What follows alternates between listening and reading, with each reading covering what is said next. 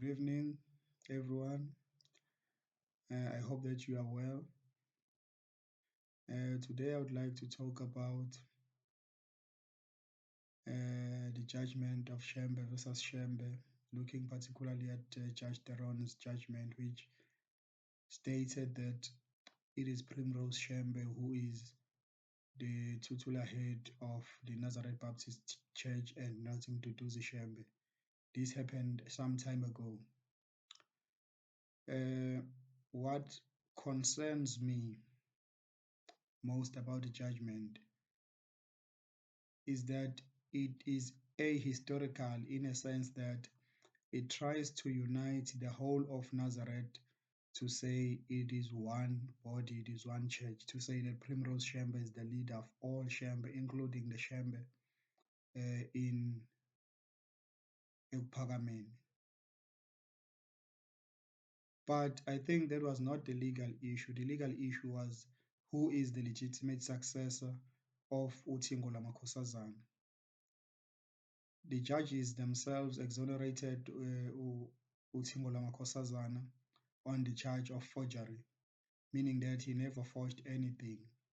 Because if he had forged the signature, people might have asked themselves, particularly many people in Nazareth would have said, how can we have uNkulunkulu who fakes signatures to, to gain power?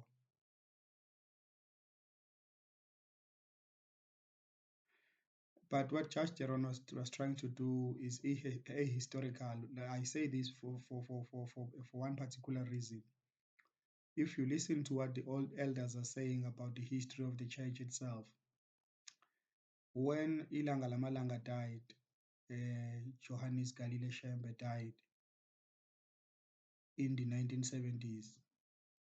I think it was just after June 16. He died and his son tried to take over. I think his son's name was Londa Shembe. He tried to take over the church. But unlike Ilanga Lamalanga and Inyanga Yezulu, he had not received a blessing from the founder. So there was a war, people lost lives, people lost properties, people lost faith, and people decided to move on. Inyanga Yezulu moved on and went to Emaqadini and got some land and built a church there. There is a sermon in which he says he was so poor because he had been dispossessed of everything, but mostly of his birthright to be the leader of the Nazareth Baptist Church as the son of, or as one of the blessed of the two sons of Bombela. There was an older son. Not much is known about the older son, or whether he concerned himself with church matters or with his own personal matters. So Inyanga Yezulu died, and then Tsingo Lamakhosazana took over.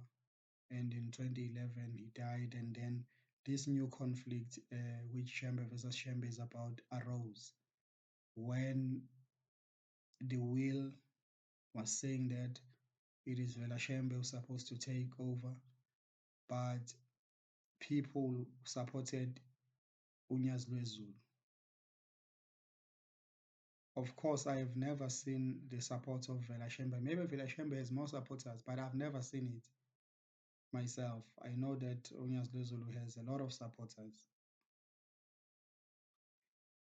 Whether you go to Johannesburg, whether you go to Emelo, whether you go to rural Gauteng, whether you go to the Midlands of Gauteng, Midrand, whether you go to Eshowe, whether you go to Durban, whether you go to even Jozini, you will find Shembe.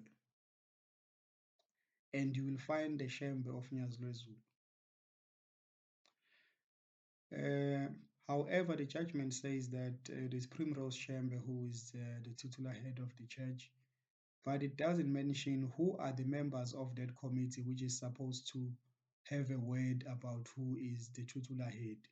because we must know who are the people who are in that committee so that we understand their interests, because they might choose a Shembe that fits their interests, which might not be in the best interest of the first Shembe, the founder. And the founder did a very good thing for us, and Galile Shembe did a very good thing for us by writing his Ihlabelelo, so that at all times we can remember what they wanted us to be and be able to check ourselves to see if we are still what they wanted us to be. Thank you.